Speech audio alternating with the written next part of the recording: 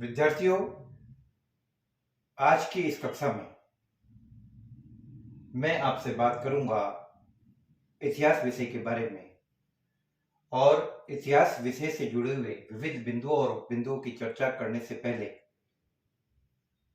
मैं आपको ये बताना चाहूंगा कि प्रतियोगी परीक्षाओं की दृष्टि से इतिहास एक अत्यंत महत्वपूर्ण विषय के रूप में काम करता है।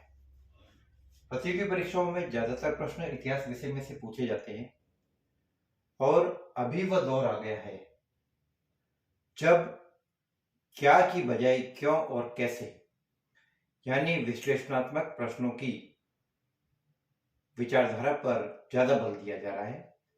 तो मैं कोशिश करूंगा कि मेरी इन कक्षाओं में जो समय समय पर अलग अलग विविध विषयों पर होगी, जिसमें मैं आपसे प्राचीन भारत, मध्ययुगीन भारत, आधुनिक भारत के राजनीतिक इतिहास, सामाजिक इतिहास, प्रशासनिक, धार्मिक, सामाजिक और कला और संस्कृति से जुड़े हुए विविध पहलुओं पर चर्चा करूंगा। आज की इस कक्षा में, जिसे मैं एक प्रकार से अपनी पहली कक्षा के रूप में देख रहा हूं, इसमें आपसे मैं ये चर्चा करूंगा कि इतिहास को पढ़ने से पहले हमें उस विषय के बारे में कुछ बुनियादी बातों को ज्यादा जानना जरूरी है। सबसे पहली बात है कि इतिहास का अर्थ क्या है। डेफिनेशन और मीनिंग ऑफ द हिस्ट्री। इतिहास दो शब्दों से मिलकर बना है, इति प्लस हास, जिसका अर्थ है कि निश्चित रूप से ऐसा ही हुआ था। It was certainly to be happened. किसी भी बात को या किसी भी घटना को इतिहास की श्रेणी में शामिल होने के लिए ये जरूरी है कि वह अपने आप में बहुत सारी कुछ कंडीशंस को पूरा करे। यदि वो उन कंडीशंस को पूरा करती है तो उन घटनाओं को हम ऐतिहासिक घटनाओं की श्रेणी में शामिल करके हम उसका अध्ययन करते हैं। सबसे पहली बात यह है कि उस घटना के बारे में कि वह घटना पास्ट से रिलेटेड हो, यानी भूत से, अतीत से उसका संबंध हो। दूसरी बात यह है कि हमारे पास उस घटना का समय, तारीख और जिसको हम कह सकते हैं टाइमिंग के रिकॉर्ड से, उसके बारे में हमारे पास पूरी जानकारी है। और तीसरी और सबसे महत्वपूर्ण बात यह है कि यह घटना एक ऐसी घटना हो जो सार्वजनिक जीवन के ऊपर प्रभाव डालने वाली हो, या इस घटना का ताल्लुक इस प्रकार से हो कि उसके घटित होने पर आसपास के परिवेश में व्यापक तौर पर परिवर्तन हुआ हो। यही सबसे मुख्य बात है जो उस घटना को इतिहास की श्रेणी में शामिल करती है, जिसको हम कह सकते हैं सार्वजनिक प्रभाव, पब्लिक इंपैक्ट, बड़े पैमाने पर जनमानस को और आसपास के घटनाक्रम को प्रभावित करने वाली चीज हो। हर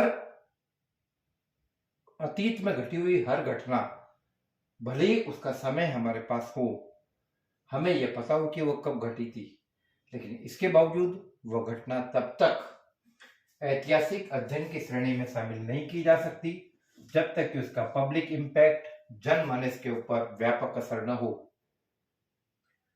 तो किसी भी घटना को इतिहास की श्रेणी में शामिल करने के लिए विद्यार्थियों इन तीन बातों का होना जरूरी है। नंबर 1, वह घटना पास्ट से संबंधित हो, अतीत से संबंधित हो। दूसरी बात यह कि हमारे पास उसका निश्चित रूप से समय हो। और तीसरी बात यह कि वह घटना बड़े पैमाने पर व्यापक रूप से एक बड़े समूह को प्रभावित करने वाली हो, बड़े कालखंड को प्रभावित करने वाली हो। और यदि अगर ये तीनों बातें हैं तो हम उसे इतिहास की श्रेणी में शामिल करेंगे। तो जैसा कि मैंने आपको बताया कि इतिहास जुड़ा हुआ है पास्ट से, और अब हम इस बात को जानने की कोशिश करेंगे कि आज के इस दौर में जब मनुष्य साइंटिफिक हो गया, भौतिकवाद की तरफ प्रबलता बढ़ गई है, तो हमारे दिमाग में यह प्रश्न पैदा होना चाहिए कि हमें ऐतिहासिक अध्ययन की जरूरत क्यों है। क्या ऐतिहासिक अध्ययन के बिना हमारा काम नहीं चल सकता? तो मैं आपको स्पष्ट कर दूं कि history is mother of the all social sciences. जिस वर्तमान की हम बात कर रहे हैं और जिस वर्तमान के आधार पर हम भविष्य के नतीजों का आकलन करने वाले हैं, वह वर्तमान अपने अतीत पर टिका हुआ है। जिस व्यक्ति को अपने अतीत के बारे में जानकारी नहीं है, वह अपने आप में काफी हद तक अधूरा है। इतिहास व्यक्ति को तथ्यों तक पहुंचने में, निष्कर्ष तक पहुंचने में और अतीत की घटनाओं से सबक लेकर अपने वर्तमान और भविष्य को बेहतर बनाने में मदद करता है। इसीलिए महान राजनीतिक चिंतक कौटिल्य ने भी अपने अर्थशास्त्र में राजा के लिए यह सजेस्ट किया कि उसे कुछ समय इतिहास के अध्ययन में जरूर बिताना चाहिए। तो हमें इतिहास जानना इसलिए जरूरी है कि हम इसके आधार पर अतीत की भूलों से सबक लें, अतीत की अच्छी घटनाओं को वर्तमान परिवेश में ढालते हुए हम भविष्य को बेहतर बनाने की कोशिश करें। इसलिए ऐतिहासिक अध्ययन की आवश्यकता है। यूं ही महाभारत में इतिहास को पंचम वेद नहीं कहा गया है। इतिहास को नीति शास्त्र, धर्मशास्त्र, अर्थशास्त्र और कई शास्त्रों की संज्ञा के नाम से संज्ञा दी गई है। इसलिए ऐतिहासिक अध्ययन की आवश्यकता है। इसमें कोई भी डाउट नहीं है कि इतिहास पढ़ने से कारखानों में उत्पादन ज्यादा नहीं होता है, फसलें ज्यादा नहीं होती, लेकिन यह इनडायरेक्टली उन तमाम मेथड्स और उन तमाम तरीकों पर विचार करता है जो कि जीवन के हर क्षेत्र की समस्याओं को सुलझाने में हमारी मदद करता है। इसीलिए कौटिल्य राजा के लिए ऐतिहासिक अध्ययन की बात करता है। Professor E.H. कार अपनी पुस्तक व्हाट इज हिस्ट्री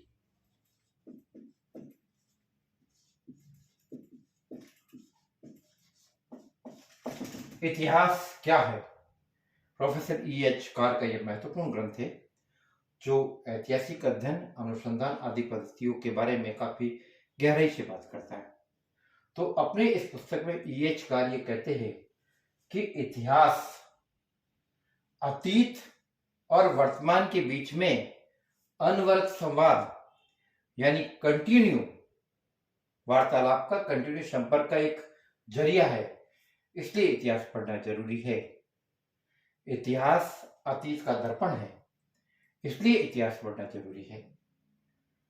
अब हम बात करेंगे टाइप्स ऑफ द हिस्ट्री, यानी इतिहास किस प्रकार का होता है। इतिहास को मोटे तौर पर 3 कैटेगरी में बांटा जाता है। Number 1 pre historic period, number 2 proto historic period और नंबर 3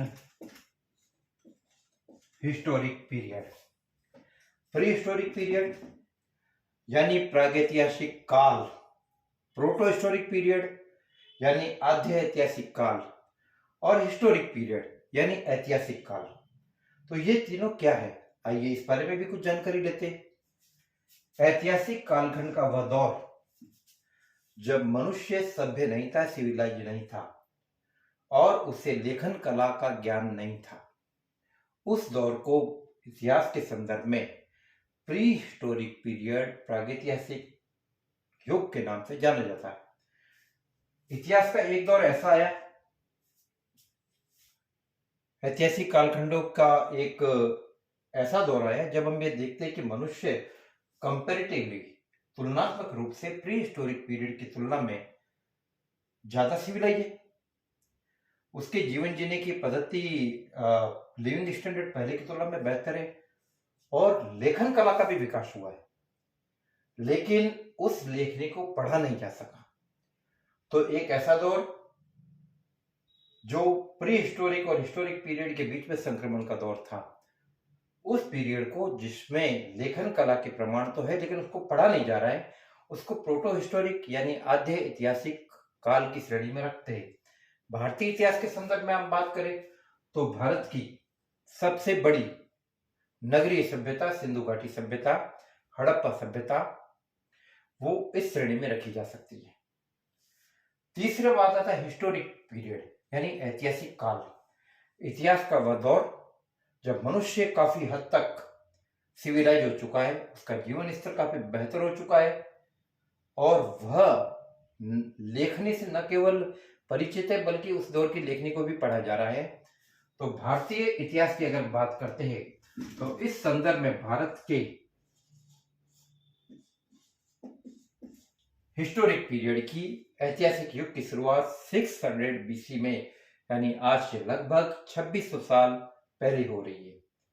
तो कुल मिलाकर हम कह सकते हैं कि 6ठी शताब्दी ईसा पूर्व, बिफोर क्राइस्ट, हिंदुस्तान के भारत के ऐतिहासिक युग की शुरुआत मानी जाती है। 6ठी शताब्दी ईसा पूर्व में लेखने के जो सबसे मजबूत प्रमाण मिल रहे हैं उसका आधार है अशोक के अभिलेख। और अशोक का टाइमिंग 3rd सेंचुरी बीसी का है और लिपि शास्त्र ये मानता है कि शब्दों की बनावट और उसके विकास के अंदर लगभग मोटे तौर पर 300 ईयर यानी 300 साल का समय लगता है। इसलिए इसको 300 साल पीछे ले जाते तो लगभग 600 ईसा पूर्व का टाइमिंग हमारे पास आ सकता है। थोड़ा बहुत ऊपर नीचे हो सकता है लेकिन एक मोटे तौर पर एक ये रूपरेखा निर्धारित की गई है। तो this is the type of the history, pre historic period, proto historic period and historic period. Now we talk about the objectivity. अब हम बात करेंगे इतिहास में ऑब्जेक्टिविटी के बारे में। चूंकि मैंने आपको बताया कि मेरे इस ऐतिहासिक अध्ययन की कक्षा का संबंध ऐतिहासिक ज्ञान पाने वाले, कंपटीशन देने वाले हर स्तर के विद्यार्थियों से रहेगा। कुछ बड़े लेवल के एग्जाम होते हैं जैसे आईएएस है, आरएस है या सिविल सर्विसेज के एग्जाम है, जीआरएफ है, नेट है, तो उसके अंदर विश्लेषणात्मक प्रश्नों के ऊपर ज्यादा जोर दिया जाता है। तो दैट इज, इस हिसाब से ऑब्जेक्टिविटी यानी वस्तुनिष्ठता का प्रश्न इतिहास में काफी महत्वपूर्ण स्थान रखता है। वस्तुनिष्ठता का मतलब यह है कि हम कई मौजूद विकल्पों में एक ऐसा विकल्प जो सत्यता के ज्यादा करीब हो, जो सच्चाई के ज्यादा करीब हो, उसके करीब जाने की कोशिश करें, तो इसको कहते हैं वस्तुनिष्ठता। और इसके लिए जरूरी है कि इतिहासकार पूर्वाग्रह से रहित होकर, राग द्वेष, लोभ, लालच या दरबारी इतिहासकार होने की विचारधारा से मुक्त होकर ऐतिहासिक तथ्यों का सही चित्रण करें। क्योंकि प्रोफेसर E.H. कार ने अपनी पुस्तक व्हाट इज हिस्ट्री, इतिहास क्या है, उसमें यह कहा कि historical facts are deaf and dumb, ऐतिहासिक तथ्य गूंगे और बहरे होते हैं और यह इतिहासकार होता है जो उनसे बुलवाता है। तो जब मैं आपसे ये बात कर रहा हूं कि यह इतिहासकार है जो उनसे बुलवाता है, तो हमें सबसे पहले ये जानना जरूरी है कि इतिहासकार होने से पहले एक व्यक्ति है। व्यक्ति होने के कारण उसकी बहुत सारी अपनी विचारधारा है। ऐतिहासिक शोध और अनुसंधान का उद्देश्य यही है कि व्यक्ति या इतिहासकार अपनी इस विचारधारा से हटकर ऐतिहासिक तथ्यों के सही चित्रण की कोशिश करे। अगर हम भारतीय इतिहास में सही दृष्टि से, निरपेक्ष दृष्टि से, यानी इतिहास की कसौटी पर खरे उतरने वाले वैज्ञानिक इतिहास के किसी ग्रंथ की बात करते हैं तो हमारे पास 1149 ईस्वी में लिखित